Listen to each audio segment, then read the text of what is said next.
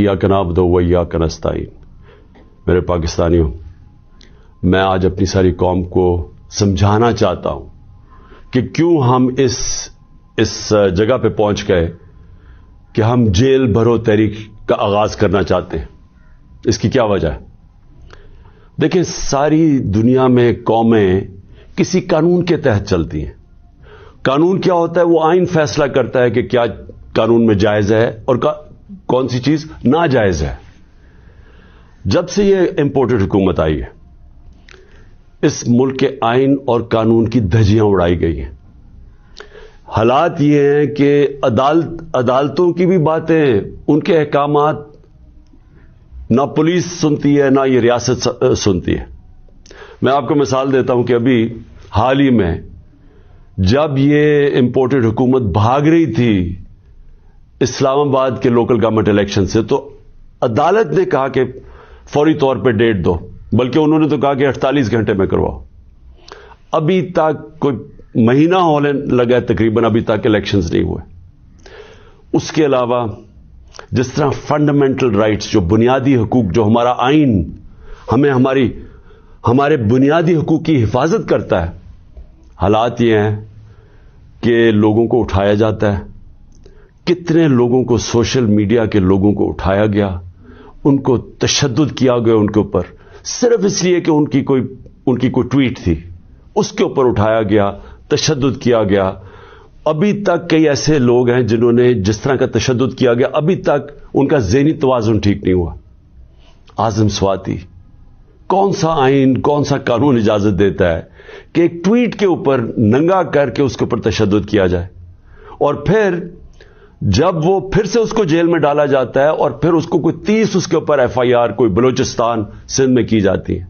शेख रशीद, आइन उसको अदालत उसको जमानत देती है, उसके बावजूद उसको उठा के ले जाते हैं और उसके ऊपर केसेस सिंध और बलूचिस्तान में कर देते हैं। फवाद चौधरी, अदालत 4 दफा कहती है IG को कि पेश करो फवाद चौधरी को अदालत में, और वो उसको इस्लामाबाद ले जाते हैं। तो ये तो मैं थोड़ी मिसालें दे रहा हूं जो शहबाज गिल से हुआ। कस्टोडियल टॉर्चर, तशद्दुद, ये पाकिस्तान के कानून के खिलाफ है। तशद्दुद भी हुआ और उसको कोई रिलीफ नहीं मिली, और फिर डराया धमकाया गया और केसेस किए गए। पुरअमन एहतजाज हमारा था 25 मई को, उसके ऊपर जो जुल्म किया गया, कौन सा कानून और आइन एक जमहूरियत में इजाजत देता है कि पुरअमन एहतजाज के ऊपर तशद्दुद करो? इन्होंने 3 धरने हमारे अगेंस्ट दिए और लॉन्ग मार्चेस की, किसके ऊपर हमने कोई सख्ती की? तो मैं तो ये थोड़ी सी मिसालें दे रहा हूं आपको कि हमारा सारा जो हमारे आइन और कानून के ऊपर जो एतमाद है हम इस कौम का, वो उठता जा रहा है। और बल्कि हमें ये खौफ है कि जो अब आइन, जो जमहूरियत बेस होती है जिस आइन के ऊपर, और जमहूरियत के अंदर वाज़े तौर पे है कि 90 दिन के अंदर इलेक्शंस करवाने पड़ेंगे। हमने अपनी 2 हुकूमतें पंजाब और सिंध में क्यों गिराई, डिसॉल्व की? खुद कोई ऐसे नहीं करता। हमने सिर्फ आइन को सामने रख के की कि हमें जब पता था कि 90 दिन के अलावा आप आगे नहीं जा सकते, तो हमने उसको सामने रख के इलेक्शंस की तरफ गए, इसलिए कि मुल्क एक बहुत बड़े बुरहान का शिकार है, एक पॉलिटिकल इंस्टेबिलिटी का शिकार है। और जब तक इस मुल्क में सियासी इस्तेकाम नहीं आता, हमारी माशियत नहीं ठीक होने लगी। तो हमने अब कुर्बानियां दी 2 गवर्नमेंट्स की, जो तकरीबन 66% पाकिस्तान है, सिर्फ इसलिए कि आइन 90 दिन में इलेक्शन करवाता है। अभी तक कितने दिन हो गए हैं? 20-25 दिन हो गए हैं, अभी तक कोई डेट नहीं मिली। दोनों इलेक्शन कमीशन और ये जो 2 हुकूमतें, जो 2 गवर्नर्स हैं, उन्होंने डेट्स नहीं अभी तक दी, और ये सीधी पाकिस्तान के आइन की वायलेशन है। और अगर ये 90 दिन से आगे जाते हैं तो आइन बड़ा साफ है इसमें कि आर्टिकल 6 लगेगा। ये सारी कौम अब देख रही है पाकिस्तान की अदालतों की तरफ, और मैं ये वाज़ेह करना चाहता हूं, ये वो पाकिस्तान में वक्त आ गया जो जस्टिस मुनीर मोमेंट हम कहते हैं, कि एक दफा डॉक्ट्रिन ऑफ नेसेसिटी के तहत हमारी जो इस कौम का डाउन स्लाइड शुरू हुआ है, जो निचला सफर शुरू हुआ है, वो जो फैसला था कि डॉक्ट्रिन ऑफ नेसेसिटी के तहत آئین کو پیچھے ہٹا کے ہم نے طاقت کے ساتھ ہماری عدالتیں گئی. تو آج بھی وہی وقت ہے, سارا پاکستان دیکھ رہا ہے, ٹائم بدل چکا ہے. اگر یہ ہم نے دیکھا کہ اس سے آگے جاتے ہیں تو ہم نے یہ پلان کیا ہوا ہے کہ ہم نے اپنے آئین, اپنے ملک کے قانون کے رول آف لا کے لیے, انصاف کے لیے ہم نے یہ جیل بھرو تحریک کا فیصلہ کیا, کیونکہ ہمیں کوئی نظر نہیں آ رہا کہ یہ جو وہ لوگ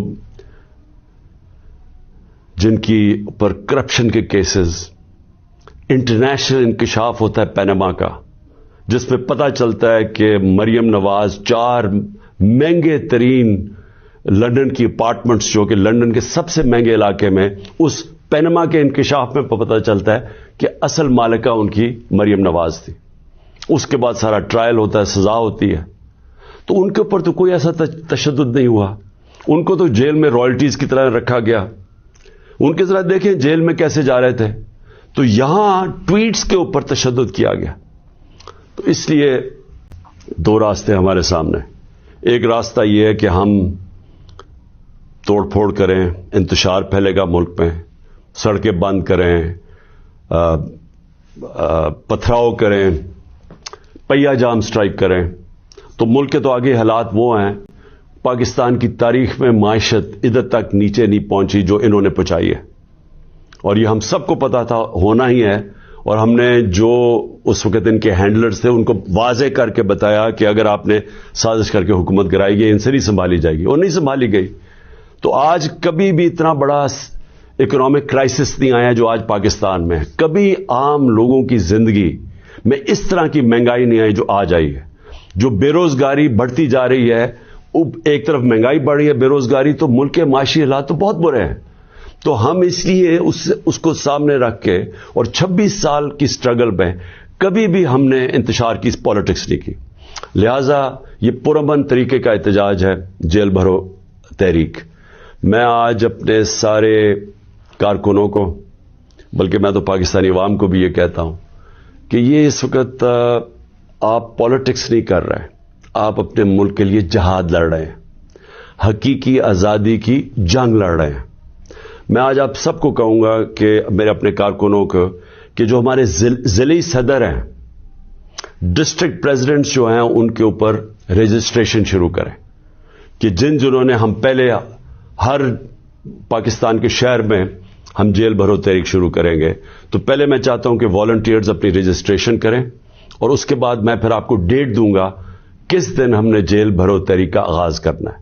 اور اس کی چند دنوں کے اندر ہوگی, اور اس لیے میں چاہتا ہوں کہ جلدی جلدی آپ اپنی آپ جو رضاکار ہیں وہ سامنے آئیں. اور انشاءاللہ میں یہ سمجھتا ہوں کہ یہ جو ہماری تحریک ہے, اس سے ہم وہ چیز حاصل کرنا چاہتے ہیں جو پاکستان کو ایک حقیقی آزادی بھی دے گا, اور حقیقی آزادی کا مطلب حقیقی جمہوریت وہ بھی دے گا. اور وہ انشاءاللہ وہی ایک پاکستان کو ایک وہ جمہوریت جدھر رول آف لا ہے, جدھر قانون کی حکمرانی ہے, وہی پاکستان کو اس دلدل سے نکالے گا.